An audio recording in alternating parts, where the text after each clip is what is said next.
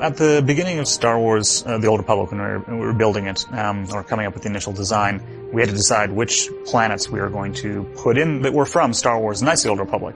Taris would be a really cool planet to put in there because it was totally destroyed in the first game. When we decided to destroy Taris in Knights of the Old Republic, we did so because we felt we really needed an impactful moment from the main villain of the game. So Malak had to come across as someone despicable. We cannot risk her escaping Taris. Destroy the entire planet. We thought the best way to do that was to give you this world that you had experienced and discovered and come to love, and then have him destroy it right in front of you.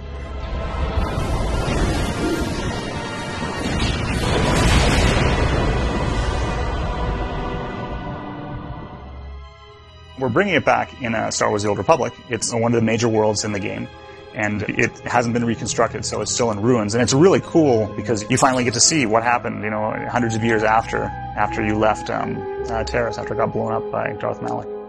When we first heard about Taris, it was definitely one of the coolest things we'd heard, because in my opinion, Taris is possibly the most iconic planet on the original KOTOR.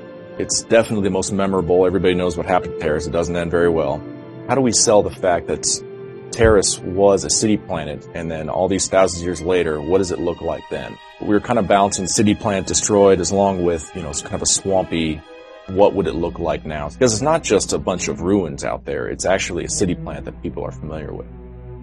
The general story of Taris right now is it's been in ruins for hundreds of years. The rat ghouls, which are one of the big enemies in the sewers of the original Taris and Knights of the Republic, are rampant around the planet. So the rat ghouls, they've evolved over the past 300 years, just in ways where their ferociousness, just the kind of attacks and the kind of things that they're going to do, just seem that much more vicious. They're particularly challenging because they came from what were humans, so bipedal creatures, but because they're encompassed with this disease, they're sort of bent over and twisted. And that was something that we had in the original KOTOR, and we wanted to bring that forward into Tor as well. Where our animators really shine is where they can use different references to various different kinds of animals and creatures. So the rat ghouls, stem from kind of ape-like movements, almost like a big giant, gorilla or something like that. And then, how you'd mix that with a human and how it would move. The story of Taris in the Old Republic is a very interesting one. It's a very symbolic world. The Republic wants to rebuild it to show that even with all the devastation wrought by Malak and the Sith, they can rebuild, they can survive, they can come back from this kind of thing. Conversely, of course, the Imperials don't want them to rebuild. They don't want to have this evidence that the Republic is strong enough to come back from this kind of devastation.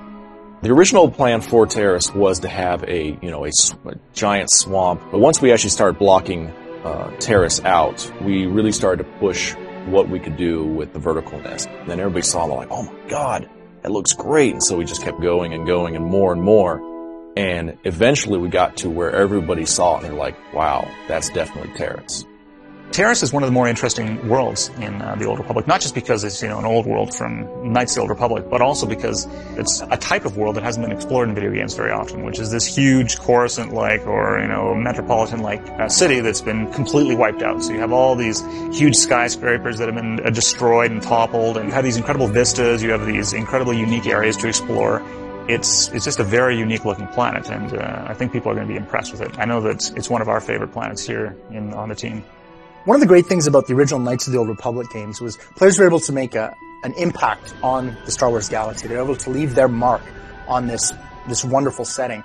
And in the Old Republic MMO, we're trying to make sure we recapture that spirit, that importance of the player. So whether you're a Republic faction or an Imperial player, you are going to get a chance to make a real difference. You get to determine what is going to happen to this world, and it will be reflected in what happens in the game. Your choices actually make a difference.